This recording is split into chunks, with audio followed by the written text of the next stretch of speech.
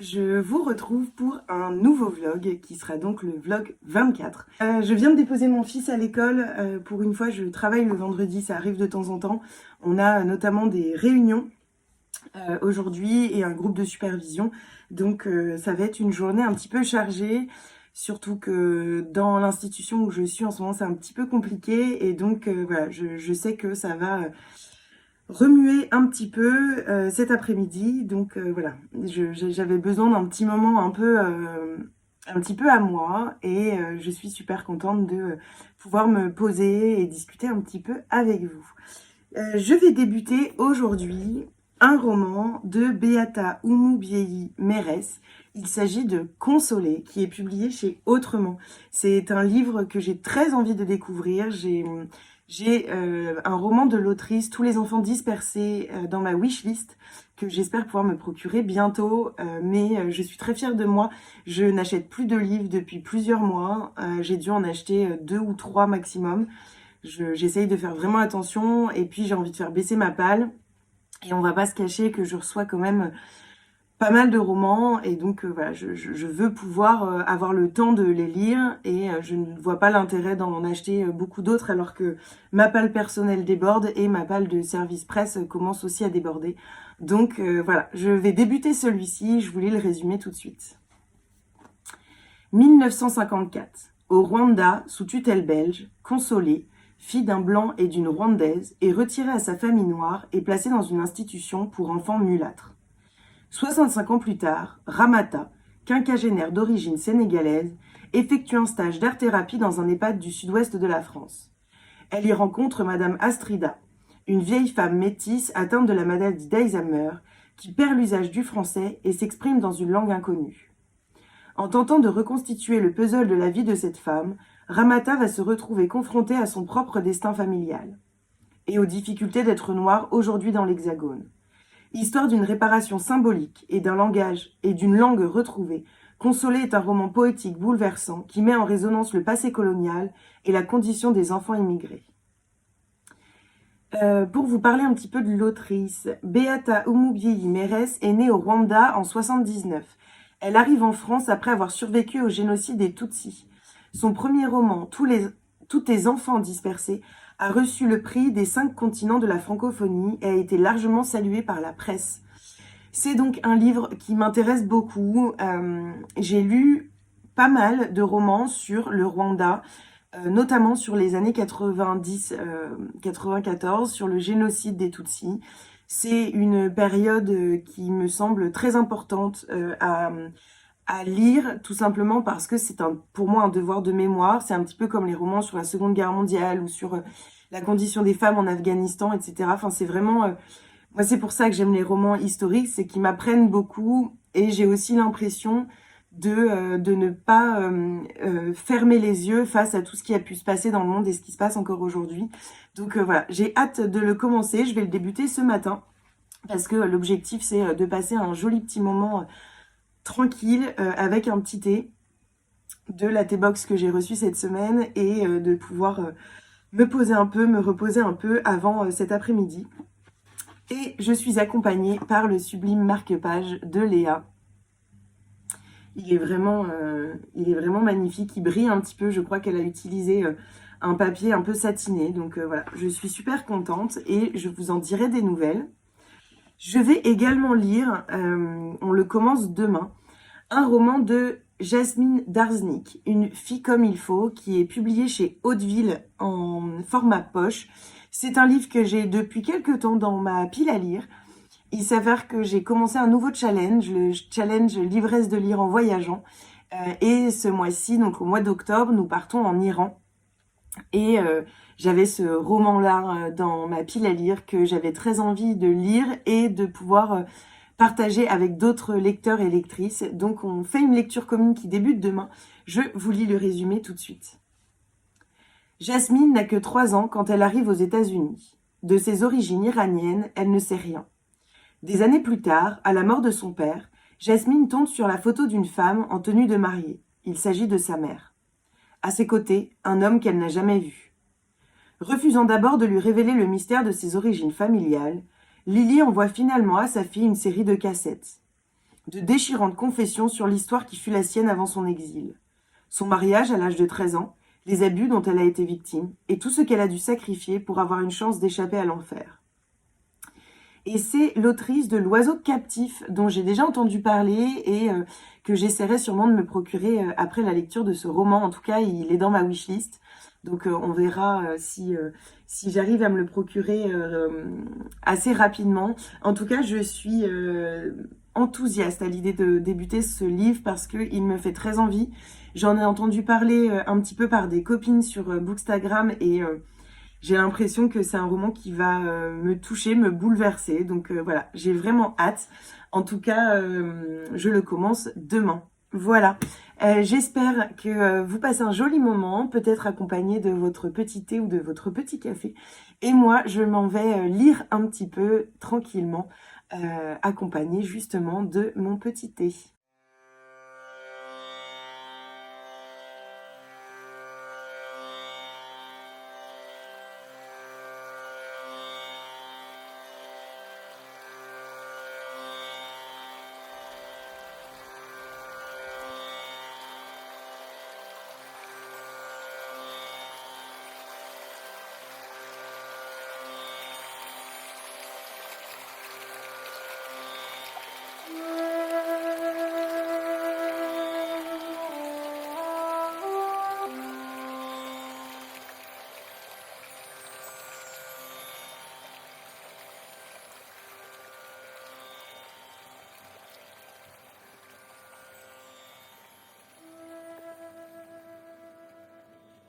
Je vous reprends, on est toujours vendredi, il est 10h45, donc je vous ai pris à peu près 1h30.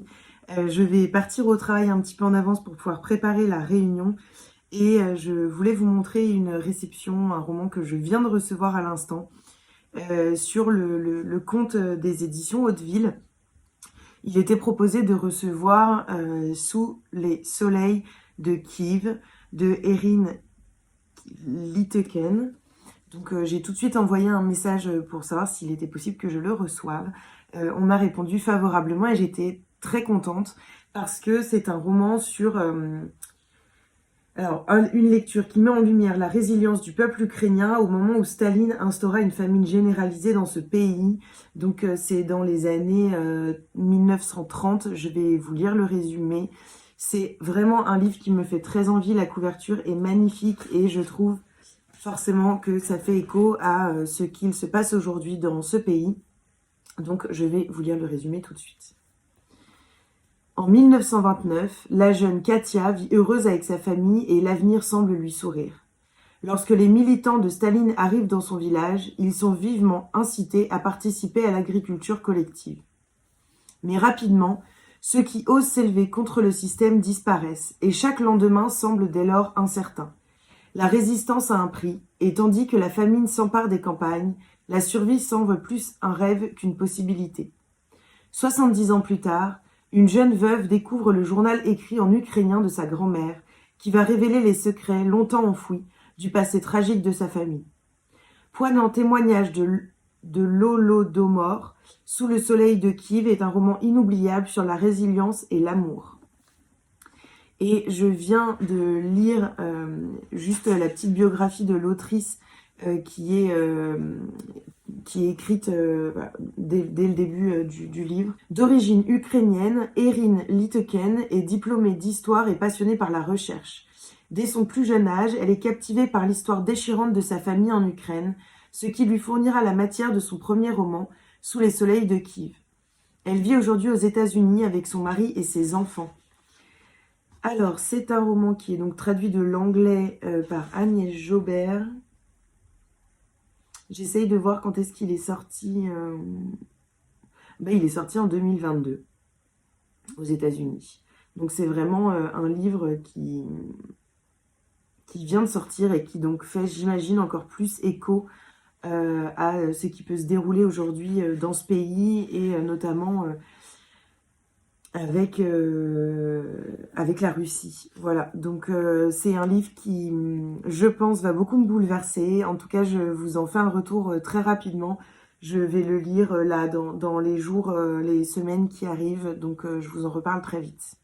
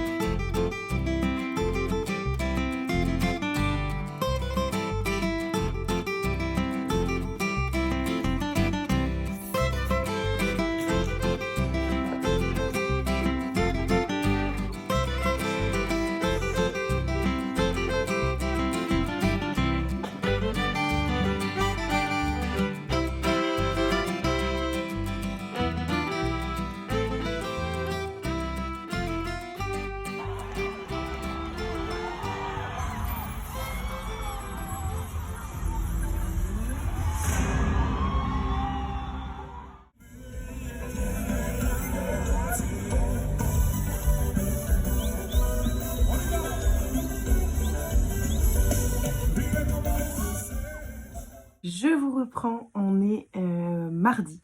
Il est à peu près 14 heures, quelque chose comme ça. Je viens de rentrer du travail et j'ai reçu plein de romans ici, plus un joli petit colis qui me vient de Alexandra. Si vous connaissez pas, c'est gourmande de lecture qui est très drôle et que j'apprécie énormément. Et j'avais gagné un petit concours sur son compte. Donc je vais ouvrir ce joli petit paquet avec vous. Donc il y avait cette jolie petite carte. Je garde ce petit mot très précieux dans mon petit... j'ai une petite caisse avec les petits mots que je peux recevoir des maisons d'édition ou des copines, des colis que je reçois. Et là, clairement, il va rejoindre cette petite collection. Et on va donc ouvrir ensemble. Alors, il y a beaucoup de choses comme ça. Et là, je suis dans mon lit, donc je vais pas en mettre partout. Hop, je mets ça sur le côté. Hop, alors, c'est bientôt... Oh, j'adore. C'est bientôt Noël. Un petit livre pour Léon. Pour Finou le petit renard, c'est le plus beau jour de l'année, mais il y a encore beaucoup à faire avant le réveillon. Merci beaucoup pour petit Léon, c'est trop gentil. Il y avait un petit mot aussi pour lui sur la carte. Je trouve ça toujours trop adorable quand, voilà, quand on pense à mon fils, ça me remplit de joie. Voilà, tout simplement. Et donc, c'était un concours pour remporter un roman ainsi que des marque-pages. Donc, je vais voir ça et je me rends compte qu'il y a beaucoup d'autres choses. Oh, mais j'adore. Des petites bougies. Une petite bougie sapin. Antiquaire. Oh là là là là. Mais tu me gâtes trop, Alexandra. Je m'attendais pas du tout à ça. Oh là là, elles sentent trop bon. Ça vient de les bougies de Charroux. Je sais pas si vous connaissez peut-être. Et fleur de coton, j'adore cette... Ah, je suis trop contente. Et en plus, cet après-midi, le temps est pas très joli. Et moi, j'ai besoin de petits moments un peu cocon en ce moment. Donc, je crois que je vais me faire plaisir en mettant une petite bougie et en lisant un petit peu. Alors. Oh là là là là là là là là, mon Dieu. Regardez-moi ça. Comme c'est beau. Ça, c'est le marque-page Adelcha de le Lucinda Riley, pardon. Et ici, on a, je crois, celui des sœurs Brontë. Ils sont magnifiques, j'adore. C'est vraiment superbe, tout simplement. Et un roman de Marie Scondé, Moi, Tituba, sorcière, que j'avais très très très envie de lire. Donc je suis trop heureuse de le recevoir. T'as fait un super bon choix parmi ma wishlist parce que c'est vraiment un des livres que je veux depuis très longtemps. Donc je suis trop contente. Il y en a un petit peu de partout. Je vais ranger tout ça. Eh bien, on peut dire que je suis très gâtée. Vraiment, ça me touche beaucoup, beaucoup. Donc, merci encore à toi pour ce très, très joli colis. J'ai pas trop les mots, je m'attendais pas à tout ça, mais merci beaucoup, ça me touche beaucoup, beaucoup. Voilà. Et donc, j'ai également reçu de la part des éditions Pocket. Je remercie beaucoup Emmanuel et Camille pour ce joli petit cadeau parce que ce n'est pas un roman que j'avais demandé, mais un qui me faisait très envie. Sauf que voilà, j'essaye d'être un peu raisonnable, mais Emmanuel m'en empêche clairement. Il s'agit d'un roman de Michel Bussy, Code 612, qui a tué le petit prince. C'est un petit livre qui me faisait très envie.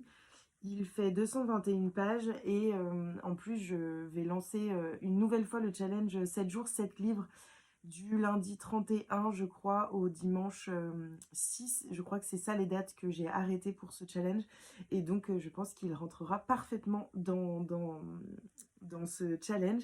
Je vais vous lire le résumé. Le matin du 31 juillet 44, Antoine de Saint-Exupéry s'envole de Borgo en Corse pour une mission de reconnaissance militaire. Personne ne le reverra jamais. Quelques mois plus tôt, il achevait son ultime manuscrit, Le Petit Prince. Cet enfant blond, comme les blés, qui aurait l'air d'être mort et ce ne serait pas vrai. Il est le roman le plus traduit au monde. Conte merveilleux ou testament crypté. Depuis toujours, la coïncidence de ces deux morts intrigue le CUP 612. C'est l'occasion d'une enquête de haut vol où, plus que jamais, l'essentiel est invisible pour les yeux. J'ai également reçu le tome 2 de Tant que le café est encore chaud de Toshikazu Kawuchi, publié chez Albin Michel. J'ai vraiment hâte de le lire. J'avais plutôt apprécié le premier tome. C'est un roman qui était très cocon. Oh, il y a un joli marque-page, trop cool. Deux marque-pages. Deux marque-pages. Donc ça, c'est trop bien. Et c'est donc, je vais pas vous lire le résumé, mais en gros, c'est un café, un petit café où les gens peuvent revenir à des instants de leur vie. On peut pas changer le cours, mais voilà, c'est assez énigmatique, c'est assez lent. C'est vraiment un roman un peu de développement personnel et j'avais plutôt apprécié, donc j'étais curieuse de découvrir le second tome parce que je ne m'attendais pas à ce qu'il y ait un second tome. Donc voilà, je suis trop contente. Après l'enchantement de Tant que le café est encore chaud, la magie continue.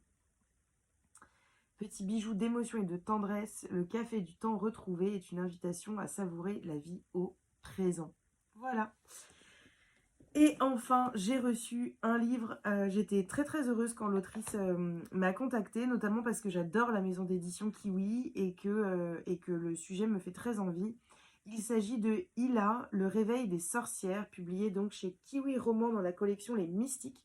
Et c'est écrit par Yuna Vicentin. J'adore cette couverture. Elle est trop jolie. Je vous lis le résumé tout de suite. Autrefois, les humains, les bêtes, les plantes et la terre vivaient liés les uns aux autres. Mais certains refusaient que la vie soit libre et puissante. Ils voulaient soumettre, exploiter. Alors ils s'appelèrent hommes et nommèrent les autres sauvages, bêtes, ressources, femmes et sorcières. De ces dernières, ils dirent qu'elles leur avaient dérobé leur pouvoir. Quand la jeune Hila, accusée de sorcellerie, est conduite de force dans la cité de Skaer et séparée de sa mère, elle est contrainte de coopérer avec les hommes du livre, la puissante organisation qui dirige son pays. Depuis toujours, elle les déteste. Ce sont eux qui enferment les femmes et les enfants dans la crainte et la soumission, eux qui brûlent les sorcières et exploitent le peuple, eux qui interdisent l'accès à la forêt tout en cherchant à la détruire, eux qui l'ont arrachée à son village. Pourtant, à Skaer, elle trouvera des alliés inattendus.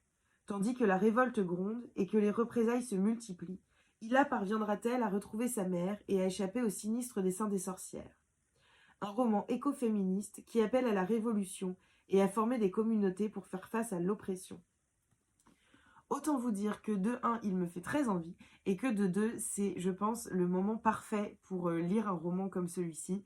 Voilà, tout ce qui touche aux sorcières, etc., pour moi, ça me parle au moment de l'automne et aussi de l'hiver. Voilà, pour moi, c'est vraiment des saisons qui se prêtent à ce type de lecture. Et donc, il sera lu, je pense, d'ici fin décembre. Je vous en reparlerai de toute façon à ce moment-là. Et pour vous parler un petit peu de mes lectures en cours, je suis toujours dans Une fille comme il faut, que je lis en lecture commune pour mon challenge L'ivresse de lire en voyageant. Nous partons en Iran et c'est un petit peu une fresque, donc une saga familiale, une fresque historique de l'Iran, de la place de la femme.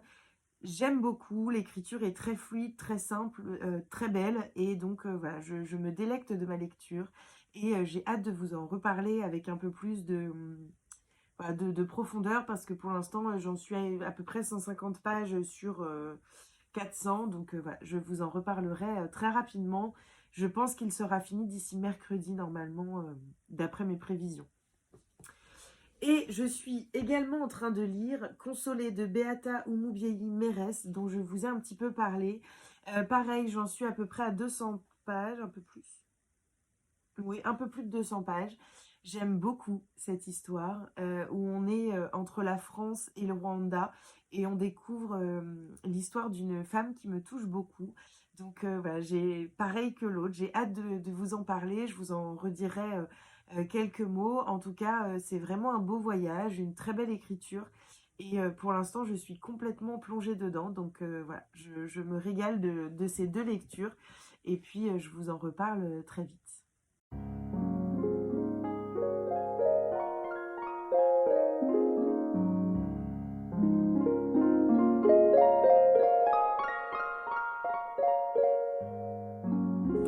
Je vous reprends, on est jeudi soir, je viens de terminer de dîner, il est à peu près 20h30 je pense.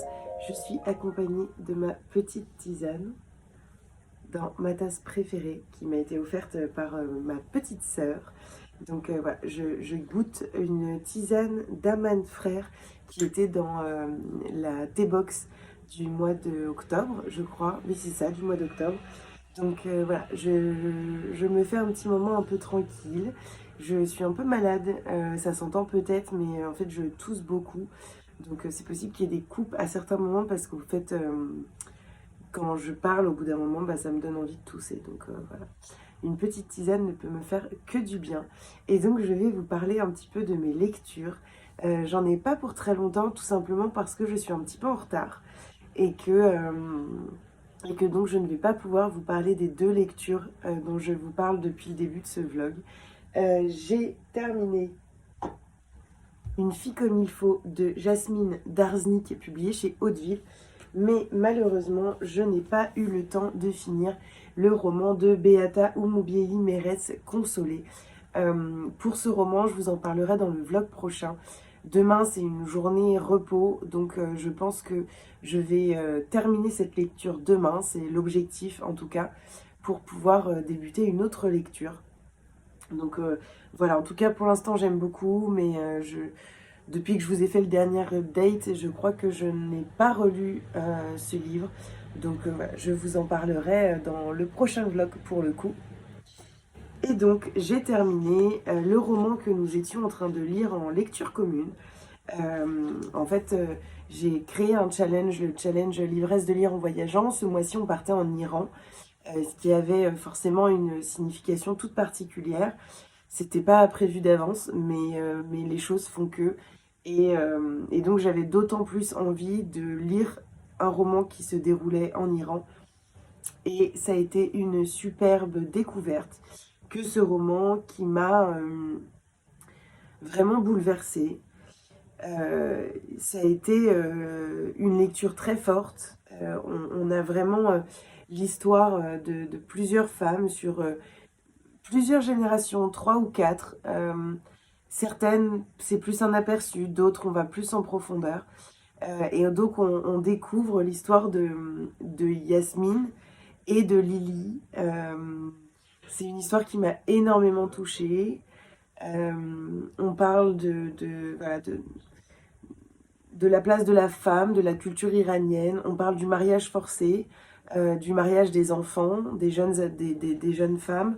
On parle de l'éducation. On parle de la sororité et de plein d'autres sujets, de la modernité, de l'immigration. C'est vraiment un roman qui est très complet, qui permet d'avoir un accès comme ça à une espèce de transmission transgénérationnelle entre différentes histoires de femmes. J'ai vraiment beaucoup aimé, j'ai trouvé l'écriture très belle, très fluide. Et en même temps, elle avait quelque chose de dur et je pense qu'il ne pouvait pas en être autrement avec ce roman. Mais voilà, c'était tout en délicatesse et en même temps tout en force. Et dans ce roman, on est vraiment entouré de bienveillance parce que tout ce qui est raconté avec beaucoup de bienveillance, beaucoup de respect aussi pour la culture, pour les traditions, pour la religion, c'est vraiment un roman que je n'ai pas trouvé moralisateur, que je n'ai pas trouvé tellement orienté, même si forcément il l'est parce qu'on parle de destin de femme et en même temps il y a quelque chose d'un grand respect, voilà, d'un grand respect pour les femmes, pour les différentes générations, pour les différentes étapes de vie et voilà, j'ai eu enfin, j'allais dire un coup de cœur, mais je pense plutôt que c'est une superbe lecture.